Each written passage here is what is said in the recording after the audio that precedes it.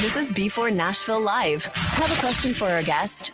Send it to us via Messenger. Here's your host, George Davis. And welcome to b4Nashville, introducing the country stars of tomorrow to the country fans of today.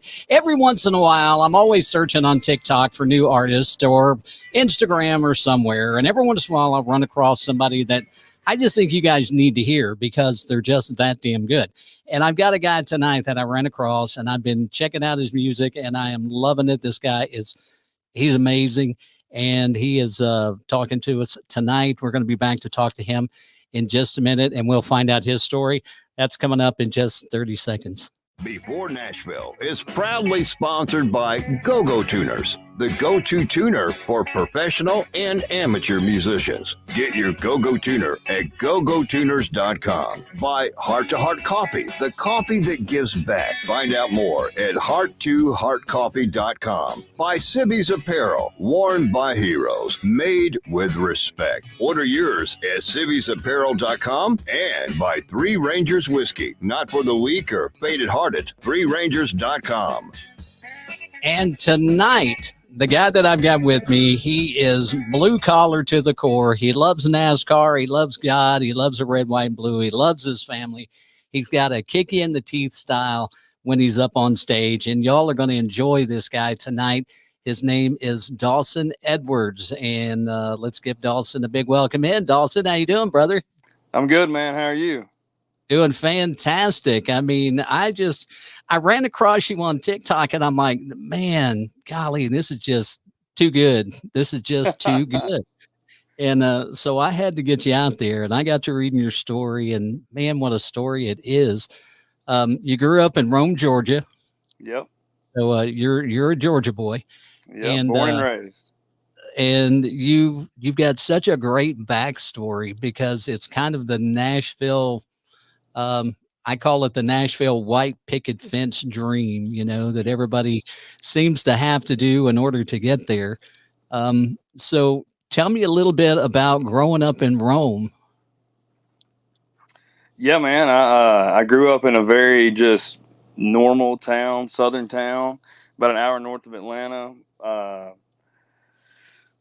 Just blue collar parents, just, work your everyday 9-to-5 jobs, nothing crazy. My grandparents the same way. No one ever left the town. So it's just kind of where everybody is. I think I'm one of, if not the only family member that's actually left Rome. So yeah, my parents got divorced when I was young. So I had that going on and went to a very small school. I think I graduated with like 80 something people. Wow. And, yeah. And then I left for Nashville when I was 19. So lived there for 19. Sorry. Before that, when you first got in music, you were 14 years old when you bought your first guitar. You got it at a pawn shop. A lot of kids, that's where they get their first guitar at. Had you already learned to play a little bit, or did you buy the guitar and then you started playing afterwards?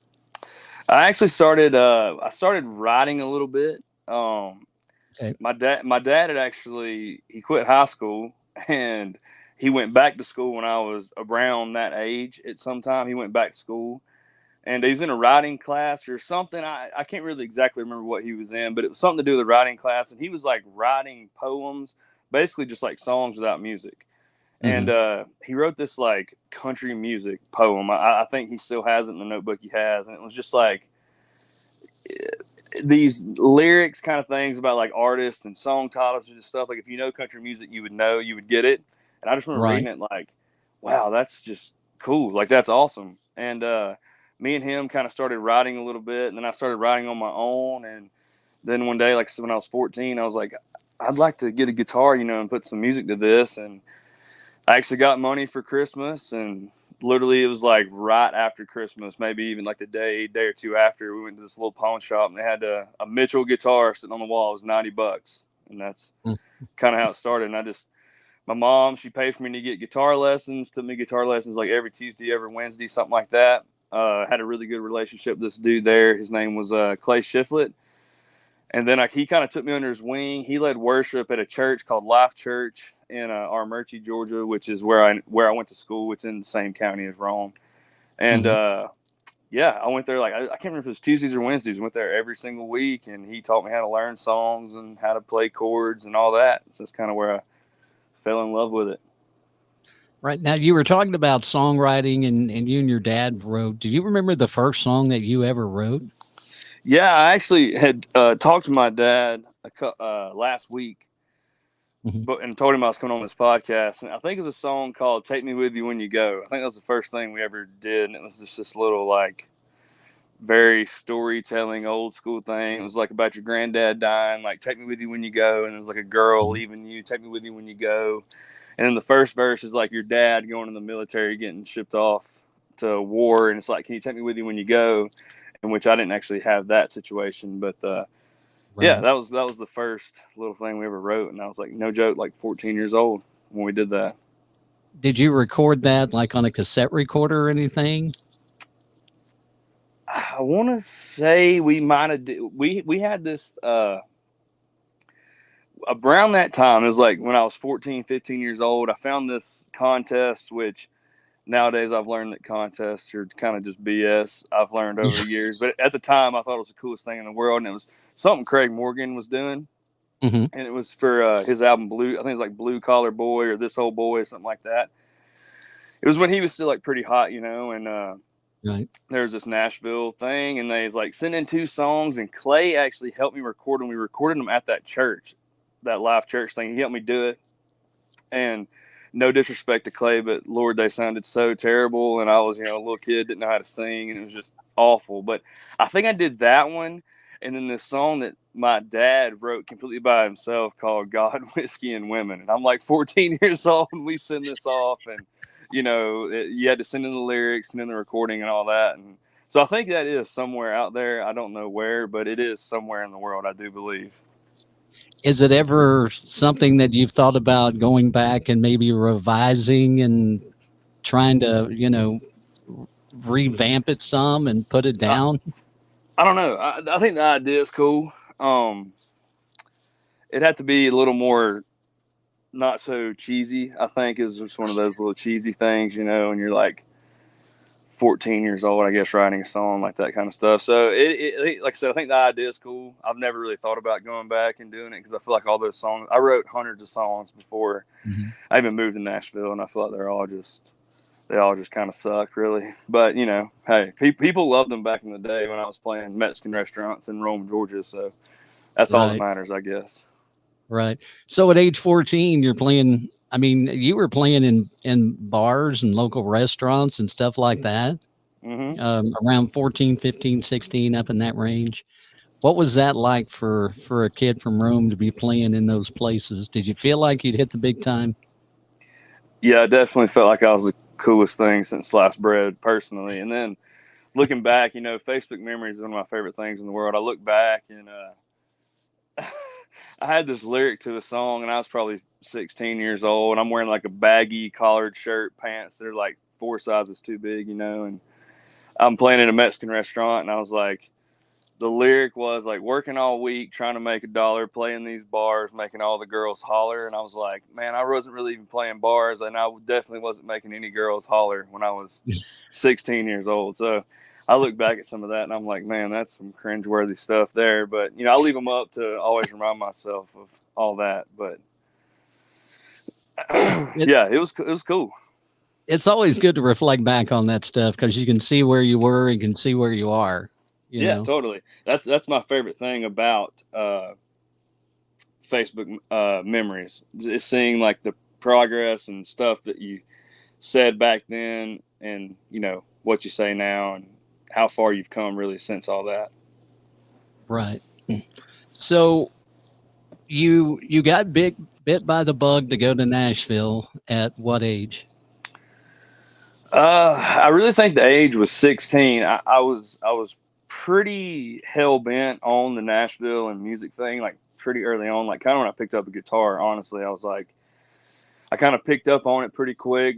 I'm not a great guitar player. After I moved to Nashville, I realized that. But I just learning chords and stuff. It kind of came to me really fast, and I felt like I was, at the time I was man, I'm good at writing songs, whatever. And I was I want to do this. And then I actually saw, this was back when they did the Opry still on TV.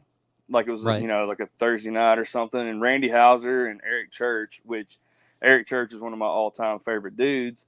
And I'm a big fan of Randy Houser as well, but just this night specifically, Randy Houser plays this song. I think this video is still on YouTube. Mm-hmm. But he plays this song called In God's Time and plays it acoustic. And then just like, he was like kind of drunk and he's like pouring sweat. He's sitting on a bar stool in the Opry. And he just like plays like, I got this new song for y'all. And boom, he plays that. 1 second. Can you leave that open? Because when you leave it open, the Wi-Fi stays on. And if not, it doesn't. He played this song called In God's Time. I got this new one, played the song, and then, like I said, boom, he even like sang the lyrics. He's like, I think I just messed this up. He played like the same verse like 2 times in a row. But, you know, with his voice, I was like, holy crap, that is amazing. And then Eric Church got up and played Sinners Like Me acoustic. And I was just like, and this is in the same TV show. I don't know if it's the same night, but like the Opry, like, you know, did these things on the same show. Wow. And I was like, man, this is what I want to do. I want to sit on a bar stool and do that exact thing right there. So I feel like that was when the bug was like, started telling my parents and stuff like that. So I was probably like 16 years old. Like, yeah, I got to get to Nashville. So you went out, you got a job, you were making countertops and started saving money to make that trip to Nashville. Yep. How old were you when you did? Go ahead. I said, how old were you when you did that? That was right after high school, right when I graduated high school. We went to senior trip, and like the following week, I got that job. Okay. I knew I had to get a job some way, shape, or form, and I got a job at this little grass mowing place. It was just definitely the worst job in the world, and so that lasted like a couple days. My mom actually knew this lady that worked at the Capitol Line, the place which I ended up getting the job at, and she might have posted or something, or my mom might have reached out, whatever it was. She reached out, and I got an interview, and I got the job, and that was like a week after senior trip, and started building. I laid the laminate on the bottom and the top of the glue on the wood, you know, and I did that for exactly a year. I started in May of 2014 and quit in May of 15. And May of 15 is when I moved to Nashville. Wow. And I was 18 years old, you know, when that was going down. Right. And then you got down to Nashville, and like a lot of people do, even though they're chasing the dream, they still have to do a little something on the side, because being a starving musician is just not very fun. Yeah. I got to Nashville. I knew this guy. He was a year younger than me, and he'd actually, because of a few things that happened in his life that he couldn't control, he had to move to a place called Monteagle. And that's like, I think it's like an hour south of Nashville or something like that. He had lived with his grandmother. And I knew he was there. So, it was, you know, times are getting, you know, I'm really itching to move. Get in touch with him. We didn't really know each other in school, but he kind of played guitar and stuff too, but really didn't want to like be in country music, I guess, but he played guitar. So I'm like, dude, let's, you know, move to Nashville. We get talking about it. So we get this little bitty 1-room apartment. I mean, like our beds are foot to foot. That's how small we are in this place. And yeah, I got a job at UPS like the week I moved to Nashville. I went to, somehow in the world, I got John Taylor's number. I think that's the guy's name that does the Tootsie's circuit and all that. And he was like, yeah, come down, do this, you know, one day at Tootsie's. And I go down there as a little kid, basically playing Tootsie's by myself, like a 4-hour show, you know, and I'm 19 years old, like just moved to Nashville. And I was like, I honestly did that. And I was like, I don't like this. I didn't like the people being so aggressive and just no originals, you know, all the covers. I was like, man, I moved to Nashville to like write my own songs. I'm not just going to be pinned in to just doing this cover thing and like people hollering at me and all this. And I did that one time and that was it. And I did not enjoy it at all. And so I got the job at UPS and I worked the late night shift or midnight shift, whatever it was called. Went in at like 3 in the morning, worked till like 8:30, would come home, shower, eat a sandwich, and then go write every day at 11. Wow. I did that for 3 years straight. Wow. But then eventually all that worked out well because it led you into being part of the GPS program with ASCAP. Yep. Tell us a little bit about that program in case there's any, aspiring songwriters out there that might want to know a little bit about the program, because it sounds like it's a really cool thing. It really is, man. So wildly enough, how all that happened, the guy that I moved to town with, his name's CJ Lawson. We were sitting there one night, and we were the same age, and we couldn't get in anywhere. So we would go to the listening room, which is still one of my favorite places in town to go. We go to the listening room because it's the only place we get in. And my mom texted me and was something like, "Half my heart's in Nashville." My mom said that. And then I turned to CJ while we were like at this show, and I was like, "Dude, we should write a song called Half My Heart's in Georgia." Talking about our families, being back there. Right. And so we came back and did it like that night. And we were both like sad and depressed, and was like, "Man, this is stupid. We don't know anybody. Like, this really sucks, living in Nashville like this." And we had no money at all. And anyway, we wrote that song, and I posted that song on the internet. And Ben Hayslip, I don't know if you know who that is, but huge songwriter, comments on the video. And I'm like, holy crap, Ben Hayslip just commented on a video of mine. And it was kind of just that, like, dude, this song's awesome. I can't remember exactly what he said. And I was like, yeah, whatever. And I'm like, wow, this is the craziest thing ever. A few days go past, Ben Hayslip messages me on Instagram. It's like, dude, what's your plan? Like, what are you doing? Like, this, that, and the other. And I'm like, well, I love writing songs. I want to be in Nashville. I was like, this is like 7 months into town at this time. I was like, I don't really know what I'm doing. I'm green as grass. Like, I'm just trying to like figure this thing out. And he's like, I want to introduce you to my publisher, Rusty Gadsden.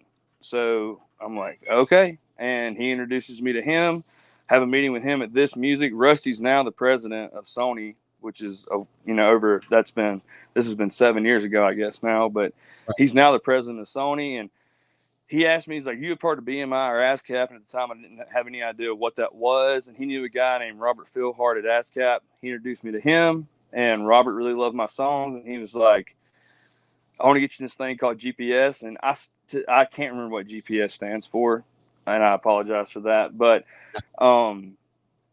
it's basically that it's like 10 to 15 people they think are ready to sign a publishing deal.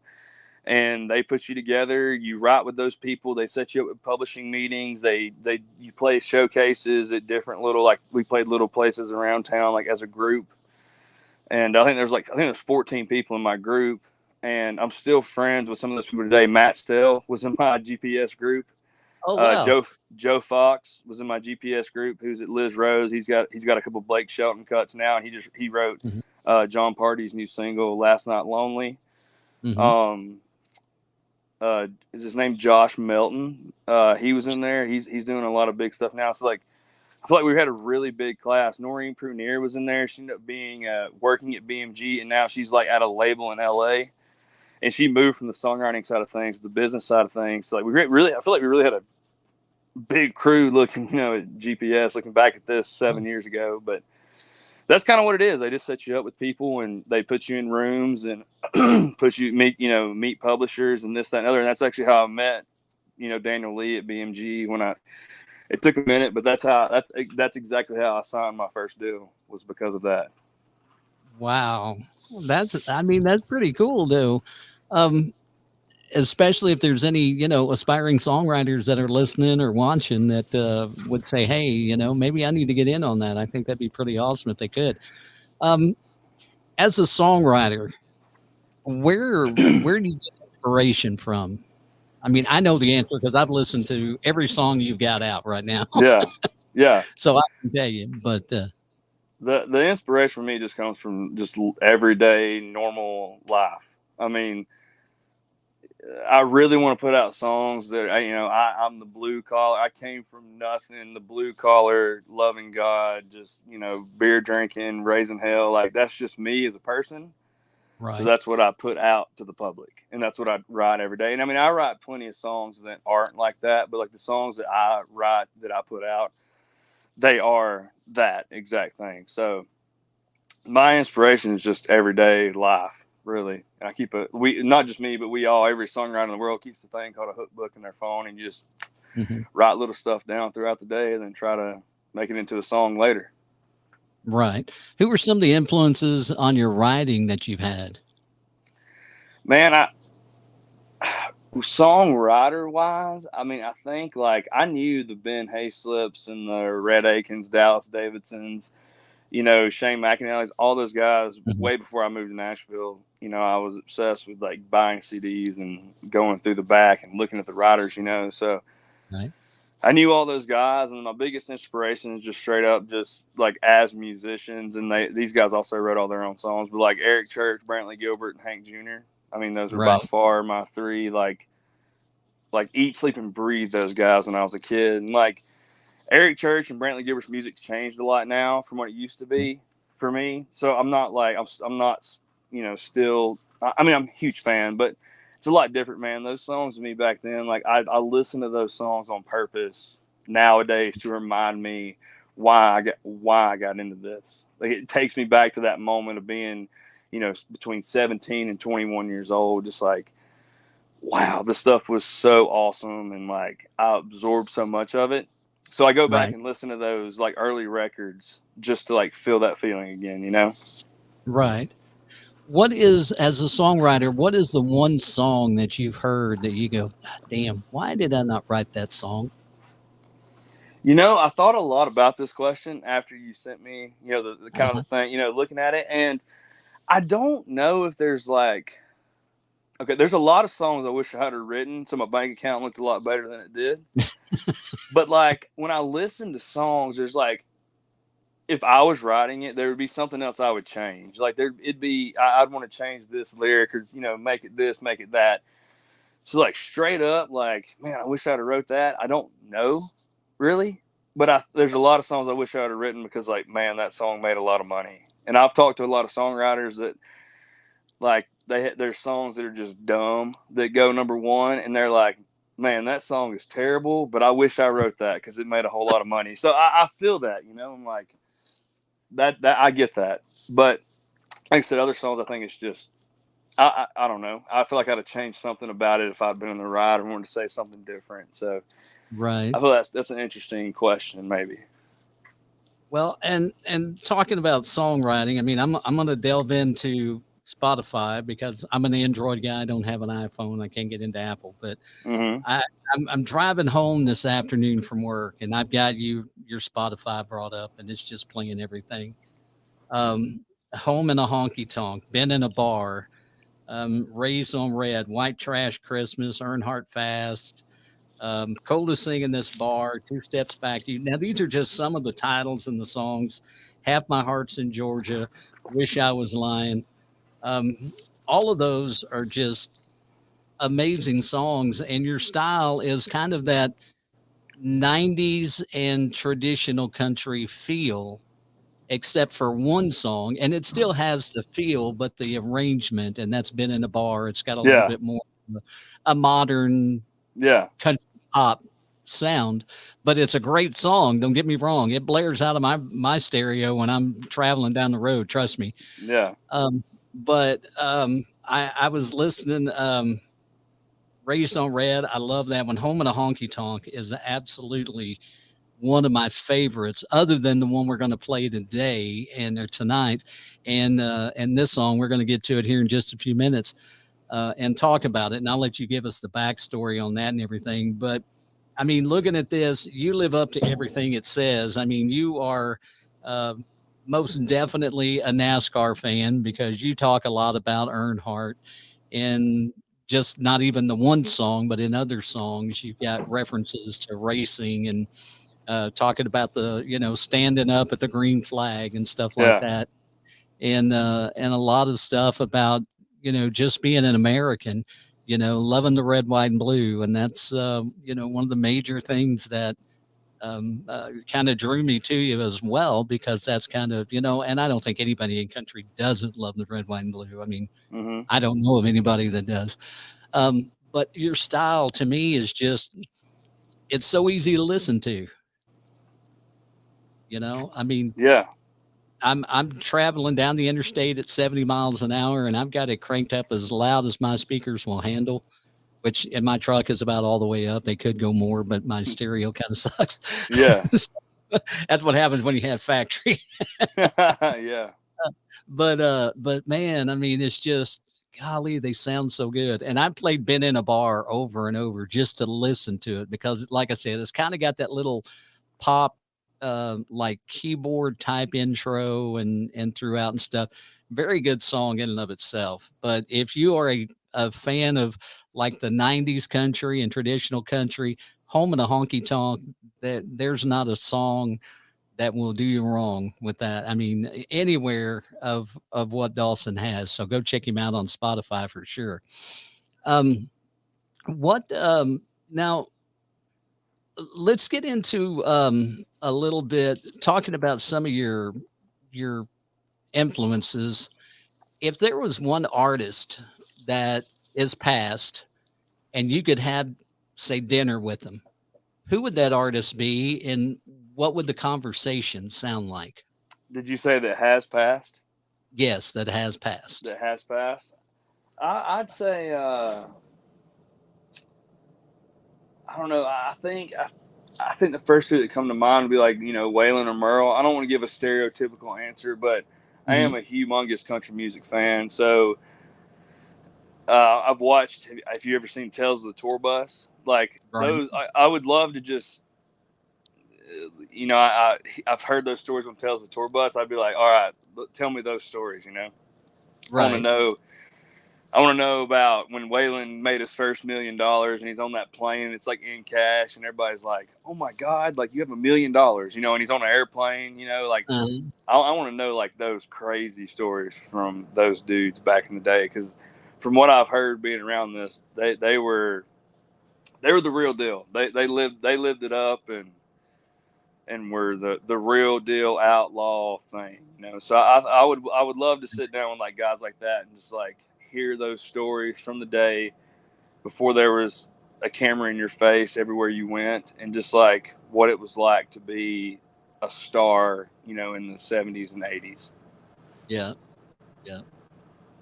So you with I mean, talking about that and your music and us talking about it, I view country music, especially nowadays, it's kind of fragmented. It's not just the good old boy country or anything like that. You've got the red dirt, outlaw, country pop, country rock, hick hop, if you want to call it that. And then there's the traditional country and stuff. Where do you put your music in those subgenres of country music? Where does it fit best in those subgenres? I wish there was a subject just called real country, like true to yourself, real country. I would put myself in that. But like when you do it on Spotify and stuff, I usually put country rock and contemporary country. Like they give you two options to do.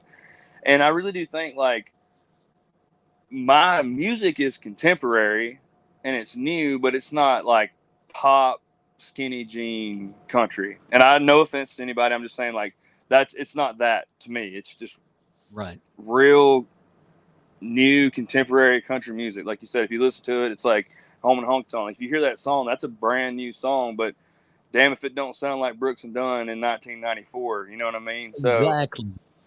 It's like you have stuff like that it's just real. It's who I am. So if there was a genre just called real country, I feel like that's what it would be. Yeah, because I was looking earlier on some of the playlist and they had you on a couple, or I saw a couple, and it may have been the one where it's like Dawson Edwards radio or something like that, but it had some of your songs, and then it had a lot of the red dirt guys, Tyler Childers and Tyler Booth and some of those guys, and I could go on all night, and Aaron Watson, Cody Johnson, those guys. And I think you've kind of fit in with that, but I think it's more like you said, I think it's more real country, what country music should be. Yeah. It's storytelling. It's things that come from the heart. It's singing what as an artist. And so I think that's a very good answer for that, is to call it, the real country. I think that's awesome. I think one of the biggest compliments I've had to this day, the guy that signed me my deal back, 4 years ago, and I'm not in that deal. I'm an independent artist as of 2020, but I had a deal, there for 3 years, and me and Daniel Lee, we still work together, and he was like, dude, I'm not raised like you. I don't think like you. I'm not from the same place in the country you're from, but when I listen to your music, I feel like I am.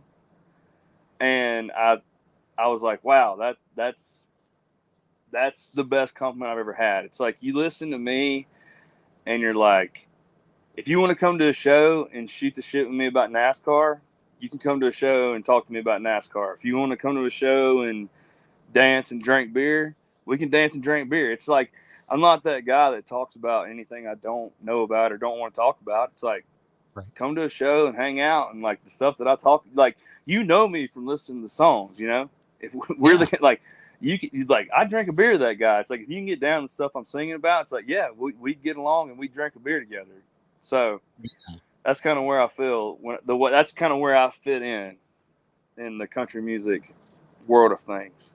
I think that's one of the good things about your songs, and you summed it up right there. If you listen to your music, you know exactly who you are. Yeah, I think that's a great quality.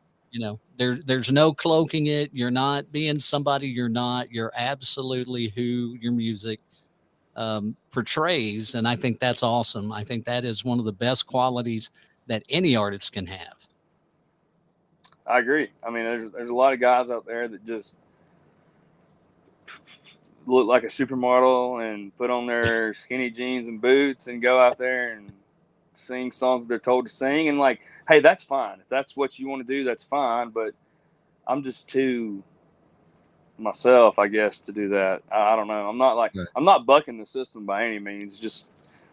I just want to go out there, wear Wranglers and a pair of boots and sing about NASCAR and drinking beer, Absolutely. Now, if I was to open your phone and look at your top 10 playlist, who am I going to see? You're going to see a lot of Morgan Wallen and Hardy. I love both of those dudes. And Hardy put out Sold Out, which I had heard the snippets of, through the last couple of weeks. I'm like, man, I think it's going to be really cool. And I've had that song on repeat. Jake Owen's new song, Fishing on a River. I think that's a smash. Drew Parker was a writer on that. So I'd say recently you're going to have Morgan Wallen, you're going to have some Hardy, you're going to have the Jake Owen song. And I've been digging. It's taken me a minute to get there, but Co Wetzel, I've been listening to a lot of him. So I feel like there'd be some of him sprinkled in that top 10 too. Okay. And all great artists. I mean, there's nothing wrong with any of those guys. I mean, I'm a huge Hardy fan. I love Morgan Wallen. Co Wetzel, I can get into. Probably not going to be one I'm constantly listening to, but he's up there. Jake taste. Jake Owen. Jake is such a super cool guy that I can listen to him no matter what. I mean, we've hung out, drank beer, talk music and stuff, and he's just a cool guy. If you could go back in time to your 14-year-old self when you got that guitar, and you could give yourself one piece of advice, what would that be? I think two things come to mind when I hear this question.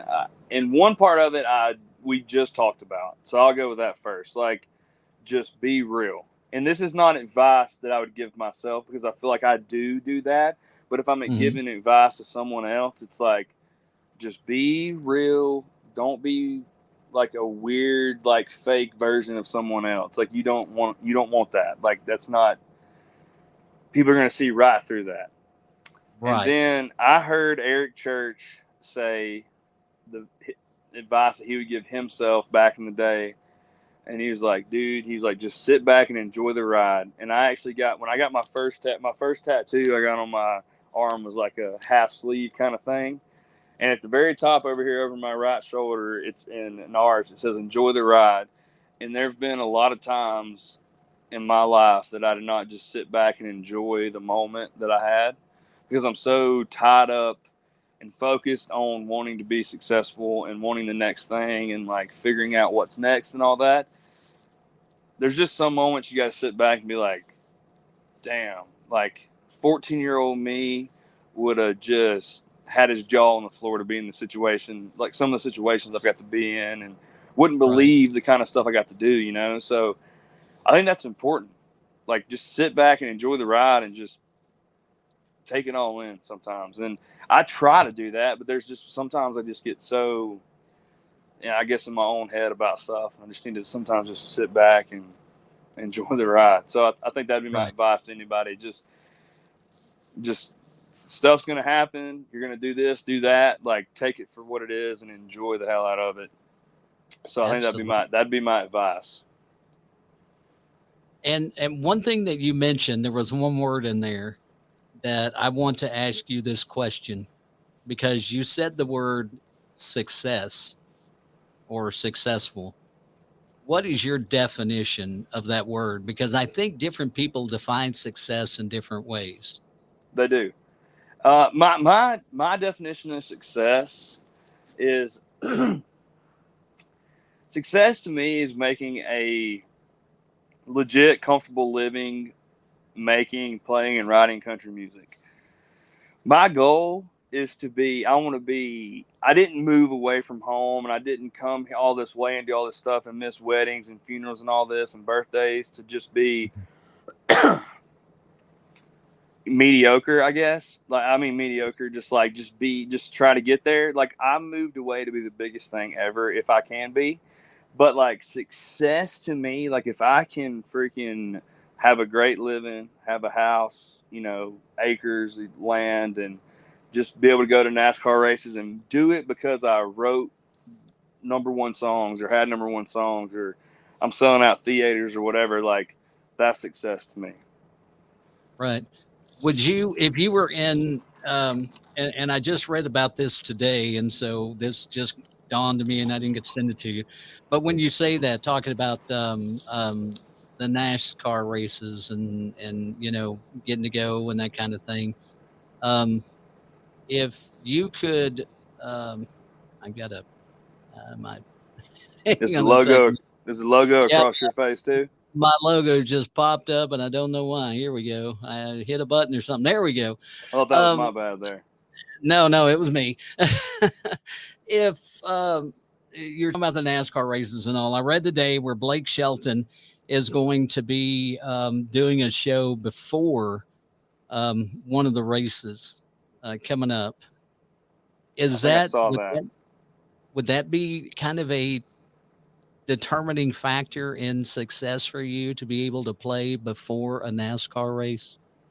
I think so. Like, it would be, but then there's also another side of all this that it doesn't, I guess, involve success. But in the NASCAR side of things, I've met so many awesome NASCAR people through music. I've gotten to go in the garage. I've gotten to meet every single driver that drives a race car in modern day. I've gotten to sit on pit boxes and watch races get finished. I've gotten to do all that stuff. And man, if you would have told me 5 years ago, even, that something like that, like, I would have those relationships to be like, to do that, I would have just been like, there's no way. Like, I just always thought, which I am still a massive fan, I just thought I was going to be the dude that just watches on TV or goes to the race and sits in the stands, which is just fine. But like, getting to sit on a NASCAR Cup Series pit box and watch a race at Talladega and see the guy that you're sitting on beat and bang, and he lost by about 6 inches that day. I was on Ryan Newman's pit box. And it's like, to see that, I'm just like, that's one of those enjoy the ride things. It's like, holy crap, I am on Ryan Newman's pit box.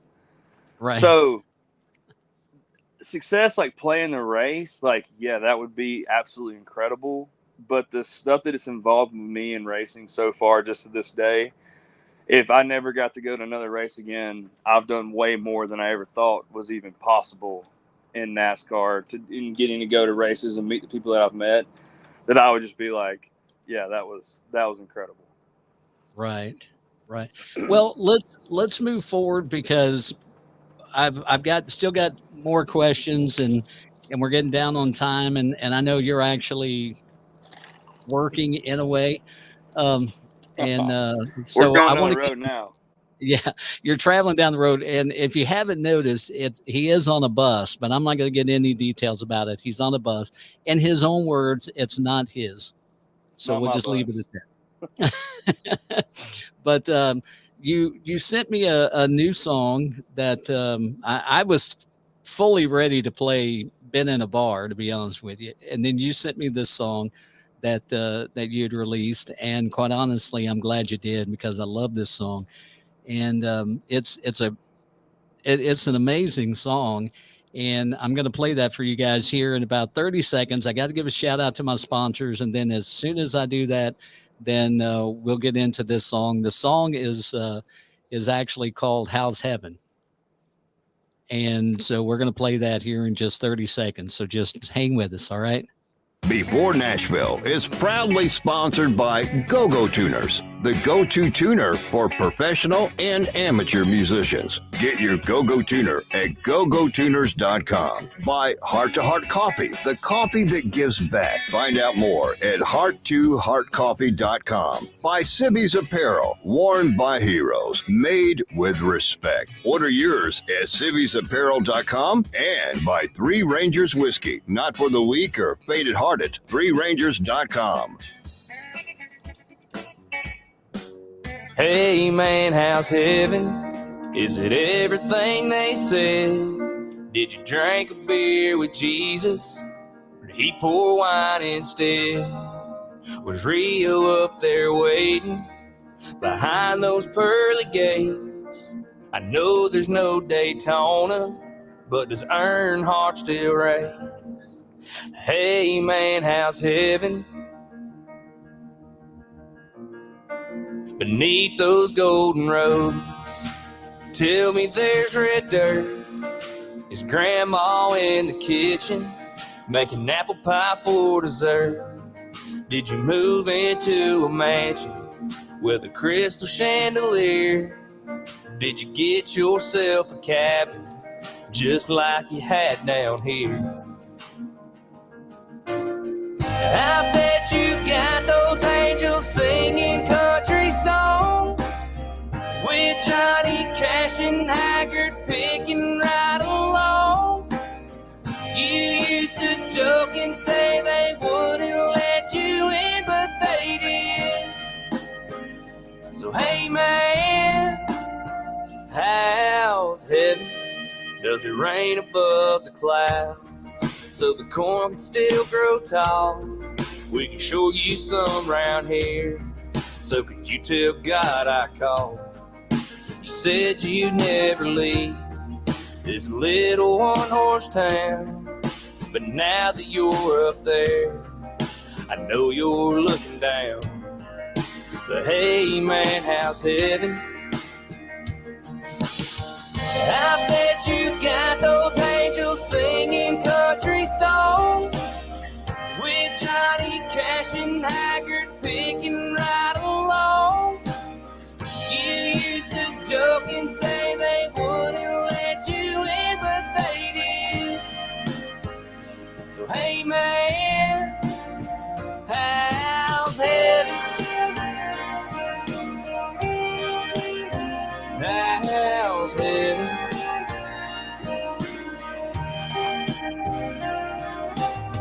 I bet you got those angels singing country songs.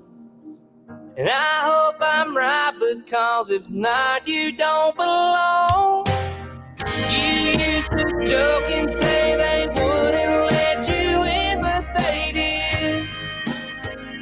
So hey man, how's heaven?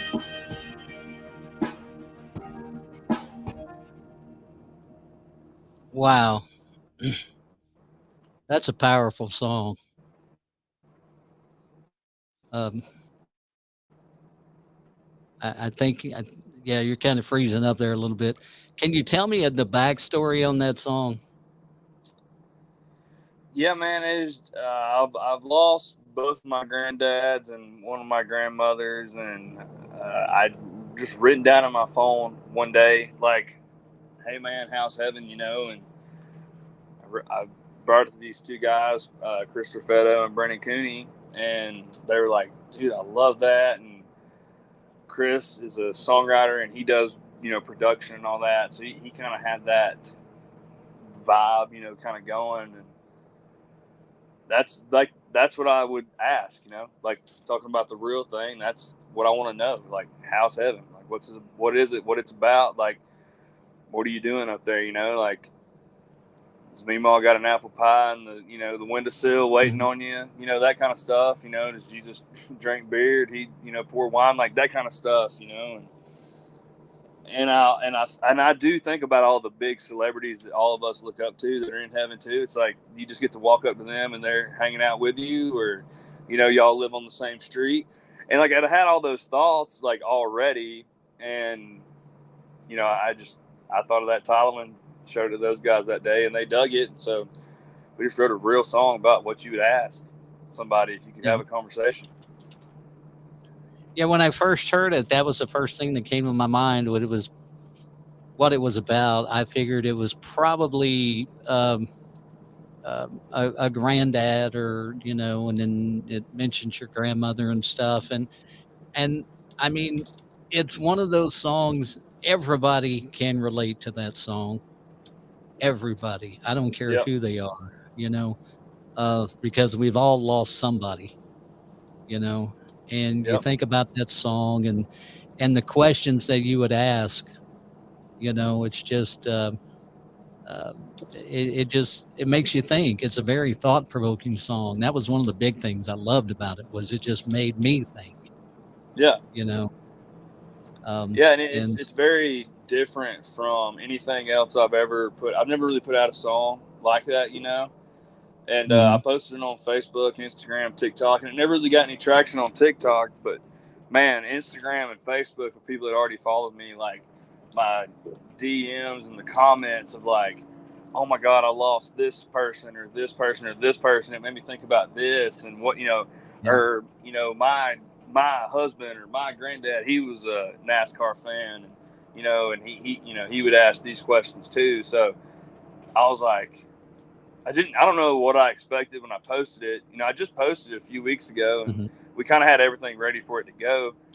And I was like, man, after all these messages and comments and such, I was like, I got to put this out, So I did, and it's done really well. Like I expected, because it was kind of slower. I didn't know, like kind of on par average for when I put it.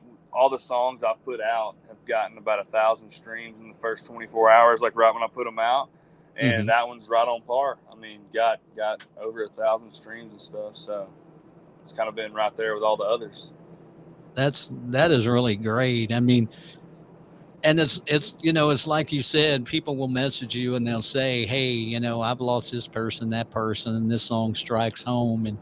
And that goes back to your writing style of writing what you know, and what being relatable to that blue collar, God loving, red, white, and blue loving NASCAR fan that is everywhere. I mean, they're all across the country, so it strikes a chord with a lot of people. Totally. I mean, that's what I say. Like, I just, I write songs that I would enjoy listening to. If I didn't write them and I was just the listener. That's the kind of songs that I enjoy writing and putting out. So, right. I think that has a big part of all that. Now, do you get to play out much? I mean, I'm sure right now you're not, because you're on the road. But normally, do you get to play out a lot? Yeah, man. I mean, before 2020 happened, we were out on the road, full band. I mean, at least 2 to 3 weekends of each month. And then obviously the whole world changed. My life changed in 2020, like just figuring out everything, like lost that deal. Had to figure out how to pay the bills. I worked at Advanced Auto Parts. I mowed grass at a golf course. I detailed cars. I did every single thing in the world to pay the bills, all while still writing songs and like putting out songs. And I mean, in that time too, I also put out Earnhardt Fast and Raised on Red, which are two of the biggest songs that I've ever put out, me personally, streaming wise. So. Mm-hmm. What a weird time for all of that. And I was detailing cars, and a buddy of mine got a job working for Travis Tritt. He was like, dude, I got a random question. And I was like, what's up? He's like, would you be interested in drum teching and doing backline tech for Travis Tritt? And I was like, I kind of looked at the pros and cons. One of the cons being I'm not playing any shows as much anymore. I still play in Nashville, but not on the weekends and stuff. I'm like, you know what? As screwed up as the last year and a half, 2 years has been, hell yeah, I will go out there and, work for Travis Tritt. So I feel like I've made a good decision. And so, no, I'm not on the road playing shows on the weekends as much, but I post about them all the time, and people want to see them and hang out and drink beer and, meet me, just fans, I've made over the years just on social media and stuff. So, I'm not playing the shows, but I still get to meet a lot of people, which is cool. Oh, absolutely. Yeah. I'm still networking, and, I put it out there. So I'm here for it. It's way better than detailing cars. I can tell you that. Hey, I've been there. I did that my senior year in high school. I know what you're talking about. Yeah. And yes, it was detailing cars. It wasn't washing and shoeing horses. I'm not that old. But, yeah. But now, has your boss heard that song? Or any of your songs? Which one? Which song or which boss? No, which song? I figured I knew which boss, but which song? Yeah. Has he heard How's Heaven? He has not. So I guess finally, since this has been made public knowledge now, I can say this on this podcast since we're live and such. Mm-hmm. This will be news to you too. I don't know if you'll know this, but Raised on Red actually got cut by Justin Moore and Heath Sanders, and that's their Heath's first single off his new deal coming up. So that comes out April 8th, and I found out the news of that back on Thanksgiving weekend, and I was already working for Travis at the time. And the tour manager Scott told Travis about it, and I got to go up on the bus, and we were playing somewhere in Pennsylvania, and I got to sit there and play Raised on Red for Travis Tritt. I'm just, that's like another one of those things. Like, it just like happened, and then my buddy Caleb was like, "Dude, that was cool as hell." And I was like, "What?" He was like, "Bro, you just got to play your first major label cut for Travis Tritt." And I was like, "Yeah, you're right. Damn, that was cool as hell." So it's one of the things that doesn't hit you until somebody tells you, right? Because it's just in the moment, Yeah, like I don't even know, like, I don't even know how to process that right now. Like, I've dreamed of this. We're waiting to post all the album artwork and stuff, and I can't wait to just tell people about all this and everything. So like I've worked so hard for all this stuff, and it's like stuff like that. It's just like, oh yeah, I just played Raised on Red for Travis Tritt. It's like, what in the world? Like, I don't even know. I don't know how to process that in general. So just one of those things. Well, congratulations, man. Yeah, life really changed from like 2020, 2021 were just like two of the worst years I've ever had. And then at the end of 2021, we found out about that, and then like got the Travis Tritt thing. So like stuff's like really changed from what it was to what it is now. Right. Now, even with being on the road with Travis, do you have any shows that you're going to be able to play in the near future, or are you just pretty much I'm just going with the flow right now? Going with the flow right now is a very good way to put it. Like I said, I'm still doing I play rounds in Nashville all the time. I mean, weekly, at least I'd say 2 to 3 a month. So, I always do that and whatnot. I don't have anything at all right now planned for like weekends, like actual shows and such. We do have a lot of off time in the summer. Not say a lot, but like we have like little good sized chunks, like, where we're off the road with Travis that I'm really looking at trying to pin down a date for like a hometown show at the brew house or something like that to like get, everybody back together again. But, I mean, my main goal is still to be an artist, and I want to be a big artist, and I want to write a lot of, big songs and all that. So the goal hasn't changed. It's just working for Travis Tritt's a hell of a lot better than detailing cars. Oh yeah. Again, like I said, that's where I'm at right now in life, Yeah. Let me ask you, because I know you guys are on the road, and I know you're rolling down the interstate and getting from point A to point B. But I got one more question. I almost said one more song I want to play for you, but that's not what it is. It's a question. You've just told us about this, Raised on Red, and it's your first major label cut. You get to a point where you are, and I'll preface this by saying this within that question: status and this point in time does not matter. Okay. For the question, you are going out on a major, you're headlining your own major stadium tour, Kenny Chesney, Garth Brooks style stadium tour. That's the dream. You get to ask two people to open up for you. Who are you going to pitch that to? Who are you going to ask to be your openers on that stadium tour? Could be a group, could be an individual. My first person that I pitched it to would be a guy named Cody Parks. And you probably don't know who he is, but you should check him out. Cody Parks from the Dirty South. He's from Georgia. They do like a country metal thing, and it is just in your face country music, country lyrics with metal guitars and metal music. And I've written a few songs that Cody has out, and when we wrote them, they weren't necessarily like that. And then they put their twist on them, and they're those songs. So I think it'd be Cody Parks, and then I got a buddy of mine, my roommate Alex Maxwell. He just got his first deal. He signed with Kane Brown's company, Verse 2, Drumptine, and Sony. So he's one of the most talented dudes that I've ever met in my life. Dude can play anything, and he's really just now starting to get his artist thing like off the ground and really getting it kick ass. And me and him have been riding every other Wednesday, and we just looked, the beginning of this year has been 5 years, every other Wednesday. So he's a writer on Home and a Honky Tonk and quite a few other songs that I have out. And I'm a writer on a couple of his songs he has out, and I hope to be a writer on all of his new stuff that he has coming out. So I think those would be my two artists, and they're they're not the most typical things you would hear, because I'm sure other people would be like, oh, I'd have this person, but I believe in those two dudes very hardcore, for their artist career. And then another dude I would say is PJ North. He sings like Band Camino pop music. Me and him put out a song called Kind of My Thing last year. Like, he has his sound nailed down. He knows exactly what he wants to do, and I think one day he will also be huge. So I would definitely like to have PJ out on the road with me at some point too, because he just sings music that people like, old or young, like you're just gonna get, the feel is so good, like you're just gonna get down to it. So I think he'd be another one I'd throw in on that list as well.